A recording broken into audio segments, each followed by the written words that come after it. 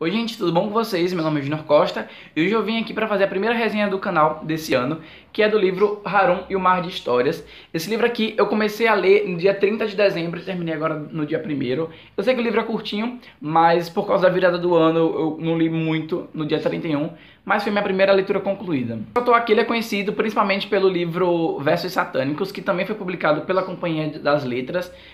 Vocês sabem que eu adoro essas edições. Eu ainda pretendo ler esse livro talvez esse ano, né? Mas enfim, é um livro muito bacana e se tornou o favorito da vida. Esse livro aqui ele é um livro infanto-juvenil e ele tem um pé no realismo fantástico.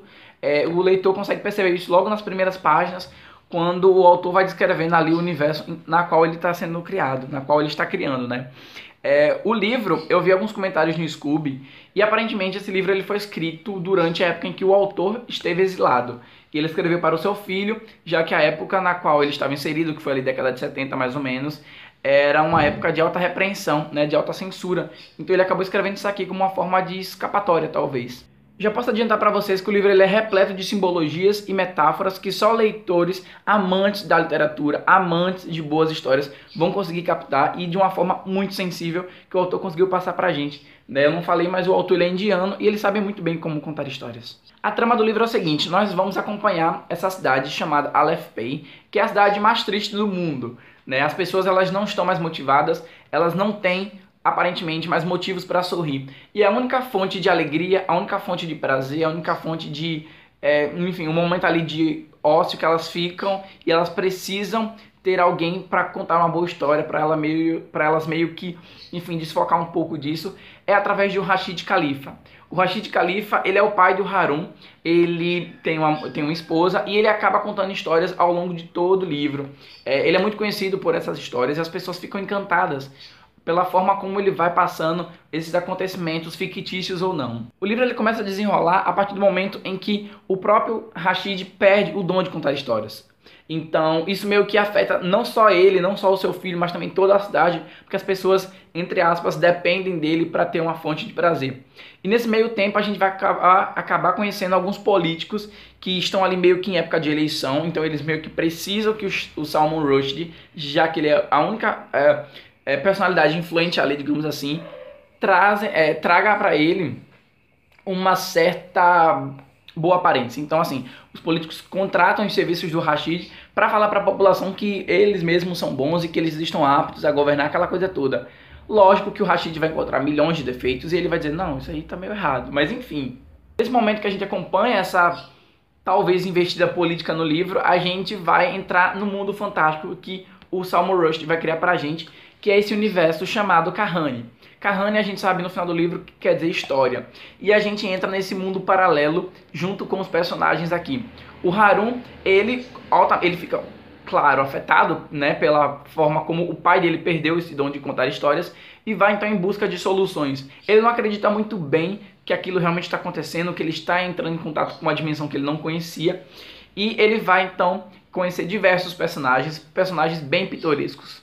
Personagens muito bem construídos, cada um tem de fato um papel na história. O autor ele não deixa pontas soltas, o que ele abre ele fecha no final e isso é muito bacana. Ao longo do livro a gente sabe que o problema de toda a história aqui, na verdade, é o inimigo, né? O grande vilão da história, que é o Khatan Shud, vou deixar escrito aqui embaixo.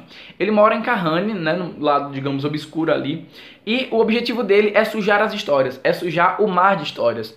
Ele quer colocar venenos ali dentro da água para fazer com que essas histórias se percam ao longo do tempo. Então era como se o livro todo fosse, como se a história toda fosse um grande livro e nós leitores estivéssemos transitando entre as páginas, porque a gente vê muito claro essa divisão, os objetivos de cada personagem, né? O próprio vilão ele é descrito como arqui-inimigo das histórias e da própria linguagem, então a gente já pode ver uma forte representatividade dentro do próprio livro. Sobre essa questão de criação de universo, o Salman Rushdie faz isso de uma forma muito, de uma maestria tão imensa que ele dá uma função para cada personagem.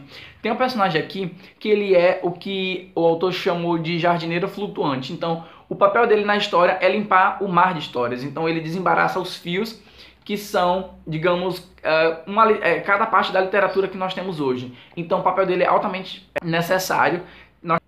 Nós temos o Gavião aqui. Esse Gavião, na verdade, ele é um robô. Então, ao longo do livro, eu fui me lembrando do filme Robôs, pela forma como os personagens vão interagindo. Eu lembrei muito de Nárnia no final desse livro.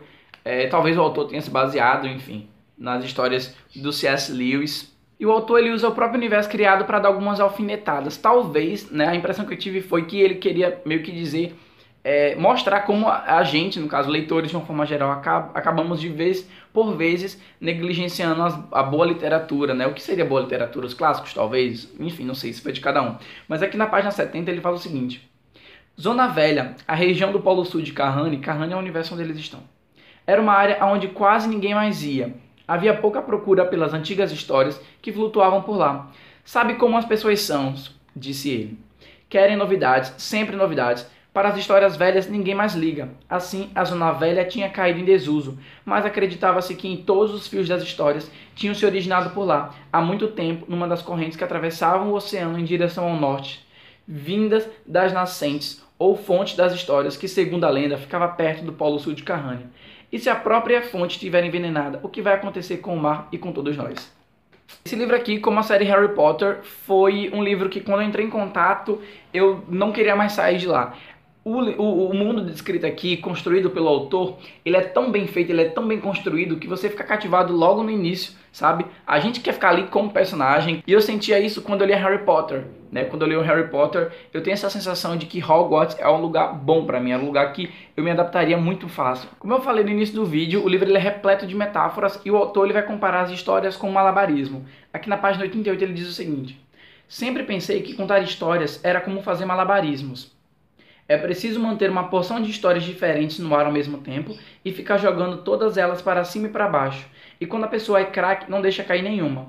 Assim, quem sabe, fazer malabarismos também é mais ou menos como contar histórias.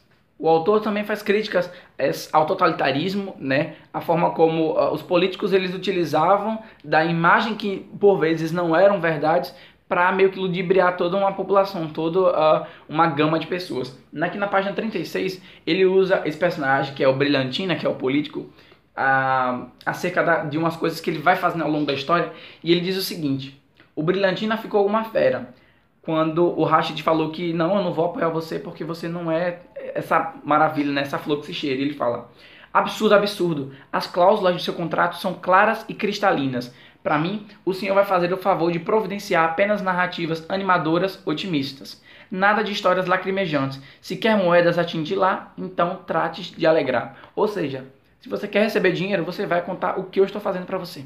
Bom, e a minha quote favorita, só para encerrar, talvez seja uma das minhas quotes favoritas da vida, é aqui na página 58, quando o autor diz assim: em diferentes áreas do oceano, havia diferentes tipos de histórias. E como todas as histórias que já foram contadas e muitas que ainda estavam sendo inventadas, podiam se encontrar aqui. O mar de fios de histórias era, na verdade, a maior biblioteca do universo. E como as histórias ficavam guardadas ali em forma fluida, elas conservavam a capacidade de mudar, de se transformar em novas versões de si mesmas, de se unir a outras histórias e assim se tornar novas histórias. De modo que, ao contrário de uma biblioteca de livros, o mar dos fios de histórias era muito mais do que um simples depósito de narrativas. Não era um lugar morto, mas sim cheio de vida. Gente, é maravilhoso isso aqui. Meu Deus. Leiam. Bom, então é isso, gente. Eu espero realmente que vocês deem uma chance ao Harum, Mar de Histórias. É um livro muito, muito fino, muito bacana. Vale muito a pena dar uma chance. Eu espero que vocês tenham gostado. E fica aí a recomendação. Se vocês já leram alguma coisa do autor, deixa aqui nos comentários. Vou adorar saber. E é isso, gente. Se vocês gostaram do vídeo, clica no gostei. Se inscreve aqui, caso vocês ainda não estejam inscritos. Minhas redes sociais estarão todas lá embaixo. E é isso. Até a próxima. Tchau.